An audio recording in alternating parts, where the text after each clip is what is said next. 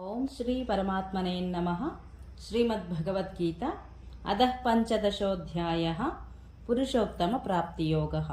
श्रीभगवानुवाच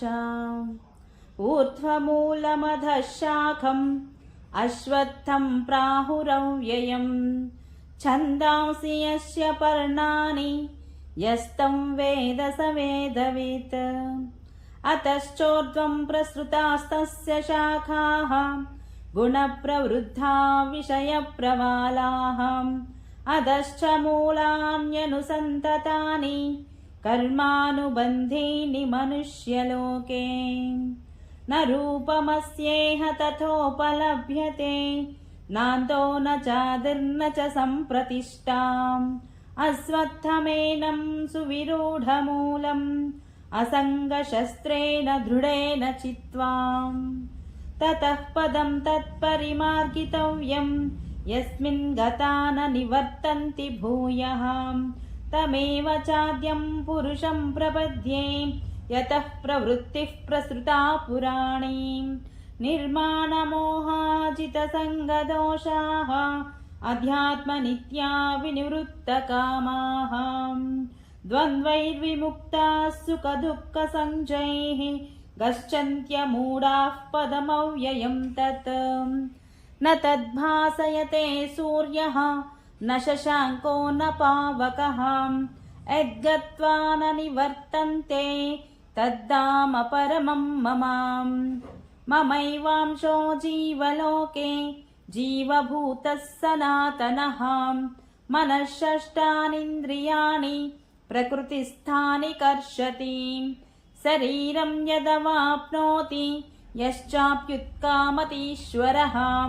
गृहीत्वैतानि संयाति वायुर्गन्धानि वाशयात् श्रोत्रं चक्षुस्पर्शनं च रसनं घ्राणमेव च अधिष्ठाय मनश्चायं विषयानुपसेवते उत्क्रामन्तं स्थितं वापि भुञ्जानं वा गुणान्वितं विमूढानानुपश्यन्ति पश्यन्ति ज्ञानचक्षुषः यतन्तो योगिनश्चैनं पश्यन्त्यात्मान्यवस्थितं यतन्त्योऽप्याकृतात्मानाः नैनं पश्यन्त चेतसः यदादित्यगतं तेजः जगद्भासयतेऽखिलम् यश्चन्द्रमसि यश्चाग्नौ तत्तेजो विद्धि मामकम् गामाविश्य च भूतानि धारयाम्यहमोजसाम् पुष्णामि चौदशि सर्वाः सोमो भूत्वा रसात्मकः अहं वैश्वनरो भूत्वा प्राणिनां देहमाश्रितः प्राणापानसमायुक्तः पचाम्यन्नं चतुर्विधम् सर्वस्य चाहं हृदि सन्निविष्टः मत्तर्स्मृतिर्ज्ञानमपोहनं च वेदैश्च सर्वैरहमेव वेद्यः वेदान्तकृद्वेदविदेव चाहं द्वामिमौ पुरुषौ लोके क्षरश्चाक्षर एव च क्षरः सर्वाणि भूतानि कूटस्थोऽक्षर उच्यते उत्तमः पुरुषस्त्वन्यः परमात्मेत्युदाहृतः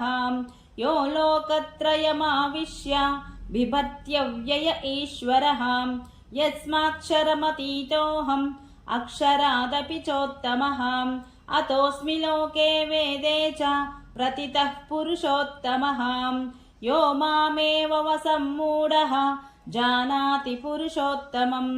स सर्वविद् भजति मां सर्वभावेन भारत इति गुह्यतमं शास्त्रम् इदमुक्तं मया नघ एतद्बुद्ध्या बुद्धिमान् स्यात् कृतकृत्यश्च भारत।